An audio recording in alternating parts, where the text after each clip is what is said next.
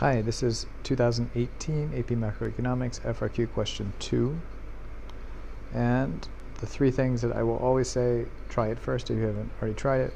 Let me know if the explanation is unsatisfactory, and if you'd like me to answer or explain other questions, please let me know. I'm going to talk briefly about the things highlighted in orange. The first thing is household interest earnings. Just if you're not familiar with the term, household of or relating to households or individual families themselves. Interest earnings, money that they earn from interest payments received from people they've lent money to. So it could be interest that they've earned in the bank, or if they're making loans to businesses or to the government or to corporates, you're buying bonds, that could also be considered interest earnings. Why is this a little bit different or tricky? It depends on the country, but each country taxes things differently. Some countries regard all income received as the same type of income, they tax it the same. Other countries tax interest differently, from dividends, from personal income. So that's why the AP is making this distinction here.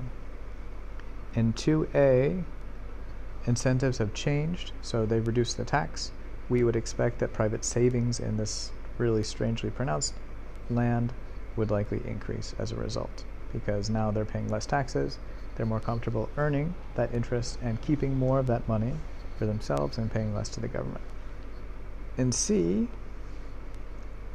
we would assume that private savings increase, so we could say maybe the supply of loanable funds will shift to the right, increase, causing a decrease in the real interest rate.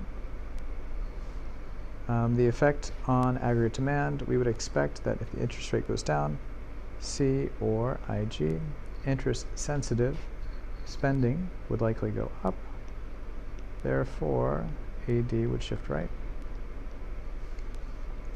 And this question on the long run, and the difference in these two should really clue you into what we're thinking about. And anytime you hear long run, think LRAS, think PPC.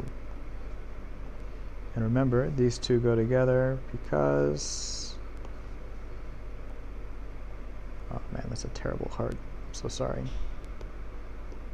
Okay.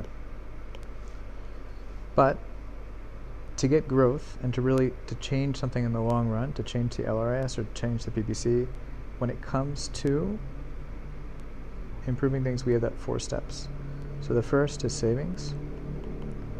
If savings go up, it means that IG, or investment, will go up, which means there's more capital formation or investment in capital, tools, machines, factories, which eventually leads to growth.